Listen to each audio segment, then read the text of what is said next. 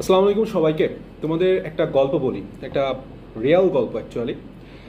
যে একটা মেয়ে, তার সামনে মেডিকেল ভর্তি পরীক্ষা, তার আম্মু মারা যায় এবং সে বুঝতে পারে তার পড়ালেখা ঠিক চলতেছে না, সে চান্স পাবে না, তারপরেও সে চালায় যায়।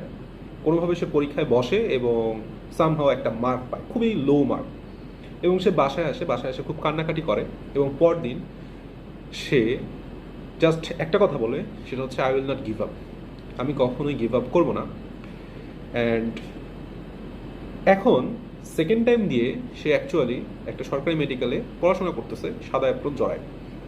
কথাটা বলার কারণ হচ্ছে এইটাই যে তোমরা যারা আসলে সেকেন্ড টাইম মেডিকেল প্রিপারেশন নিচ্ছ, খুবই ডিপ্রেশনে আসো, খুব চিন্তায় আসো, খুব কষ্টে আসো, তুমি ওই মেয়েটার কথা চিন্তা করো যে যার সামনে মেডিকেল এক্সাম, যার জীবনের সব স্বপ্ন হচ্ছে মেডিকেল নিয়ে, তার আগে তুমি তার জায়গায় নিজেকে রাখো যে তোমার আম্মু আল্লাহ না করো মারা গেল, এরপরে তুমি মেডিকেল প্রিপারেশন নিচ্ছ, তুমি বুঝতেছো তোমার পড়াশোনা হচ্ছে না, এরপরেও তোমার মেডিকেল ভর্তি পরীক্ষার রেজাল্ট দিল, রেজাল্ট এত খারাপ যে তুমি বলতেই পারতেছো না যে কাউকে যে যে ভাই আমার এই রেজাল্ট নিয়ে আসলে কি আমার সেকেন্ড টাইম দেওয়া ঠিক হবে কিনা, কিন্তু তুমি গিভ আপ করতেছো না। This is the one thing, এই একটা উপদেশ আমি প্রত্যেকটা মেডিকেল সেকেন্ড টাইমে যারা নিচ্ছ তাদেরকে দিব, সেটা হচ্ছে never give up on your dreams.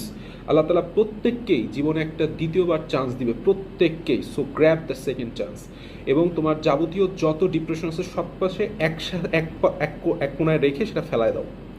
সেটা তুমি একটা নিজেকে নিজে বোঝাও, সেটা হচ্ছে আমি আমার স্বপ্নের উপর গিভ আপ করবো না, আমি আমার স্বপ্নের উপর গিভ আপ করবো না।